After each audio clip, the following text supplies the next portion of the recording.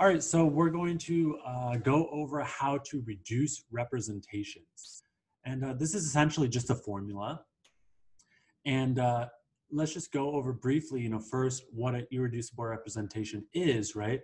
An irreducible representation is something that can't be broken up into simpler components. So it's a representation or a vector that is a basis vector. It forms the basis for constructing, the simplest basis for constructing all of a mathematical space. So in our case, this is always a symmetry space, right?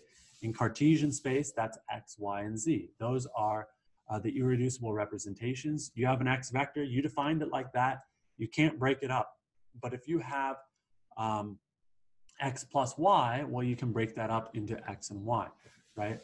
Or if you have the point 2, comma 2, you can break that up into 2 times X plus 2 times Y, where the X vector is 1, comma 0, and the Y vector is 0, comma 1. That's just an example. So that 2, comma 2 point would be what we call a reducible representation. We can break it into 2X plus 2Y.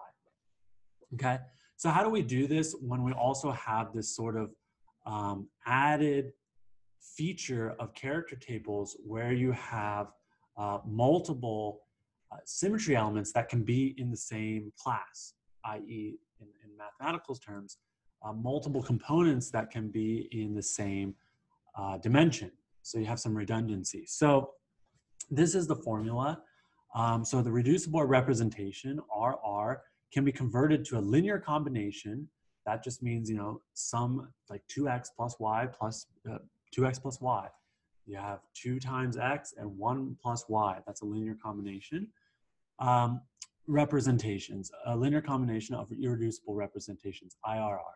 So the number of given irreducible representations contained in a reducible representation is given by this formula, 1 over the order, all times this summation, sigma means summation, of the number of operations in the class, there's that kind of redundancy factor, times the character in the irreducible representation, times the character in the reducible representation.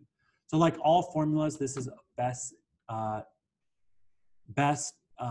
seen and understood using an example, right? And you're going to be reducing representations all throughout the course, so you'll quickly get very good at it. All right, so let's say I give you a vector or a representation, and I tell you that this is in the C3V symmetry space, right? So you're going to use the C3V character table to reduce this into a linear combination of irreducible representations. And the reducible representation that I'm giving you, oftentimes we use the symbol gamma just to represent an arbitrary representation, whether it be reducible or irreducible, like when we're deriving the character tables. But let's just say I give you this reducible representation in 7, 1, -1. So how can you reduce that into a linear combination of the irreducible representations? And your options are you can have A1s in there, A2s in there, and E's. And so you could actually stare at this and do some guess and checking and figure this out if you wanted to. It's a little bit difficult in some cases, but you can do that. So we call that by inspection. But a lot of times you will need to apply the formula that I went over on the last slide. So let's do that. So there's the formula. And so this formula you're going to apply for each irreducible representation. So first you're going to ask the question, all right, when I reduce this, how many A1s am I going to get? Okay, formula, tell me how many A1s. So you're going to go 1 over the order. The order is 6, right? 1 plus 2 plus 3. There's 6 symmetry operations, 1 over 6, times by the sum of the number of operations in the class. Okay, so times by character for irreducible representation and character for reducible representation. So first is number of operations in the class. There's 1 here, there's 2 operations here, and 3. So that's why I have a 1, a 2, and a 3. Then times by the irreducible representation. Well, I'm asking the question for A1, and the vector is 1, 1, 1. So I have 1, 1, 1. times by the character for the reducible representation. Well, that's given to us. That's what I'm trying to solve. 7, 1, negative 1. 7, 1, negative 1. Solve that out, you're going to get 1. So that tells you in your answer you have 1A1. Do the same thing for A2. Well, everything here is the same. You have 1, 2, and 3. That came from up here, 1, 2, and 3. You have, the only thing that's different is the irreducible representation now is A2. So you have 1, 1, negative 1. 1, 1, negative 1. That changes, but again, your reducible representation is 7, 1, negative 1. So that's going to be 7, 1, negative 1. Do all the arithmetic there, you get 2. Tells you have 2 A2s. Do the same thing for E. Again, you have the number of operations in each class, 1, 2, and 3. 1, 2, and 3. You have the irreducible representation. For E, it's 2, negative 1, 0. 2, negative 1, 0. And then you have the reducible representation. That's 7, 1, negative 1. 7, 1, negative 1. Do the math on that, you get 2. So your final answer is that you get 2, you get that this reducible representation is 1A1 plus 2A2 plus 2E. So it's good to kind of check this, right? What does this mean?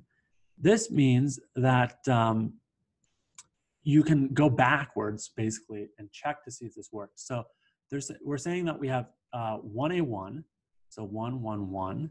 We have 2 A2s. We have 2 A2s here and 2 E's. So if I have 2 A1s, we'll have 2 times 1. So this is going to become 2 times this, right? 2 times this, that's going to be 2. And 2 times that, that's going to be negative 1.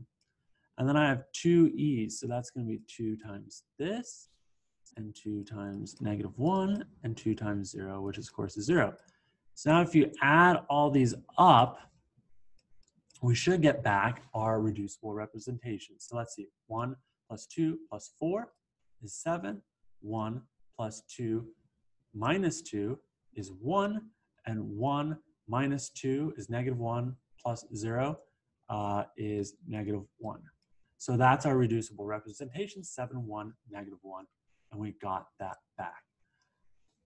If you're really interested in this imaginary character business, there is, which again, you don't have to worry about for the exam, there is this added complication where if you are using one of the representations that contains an imaginary character and has those 2 components that you forced to break apart and get, which is what got you the imaginary characters in the first place, see the previous video for an in-depth analysis of that.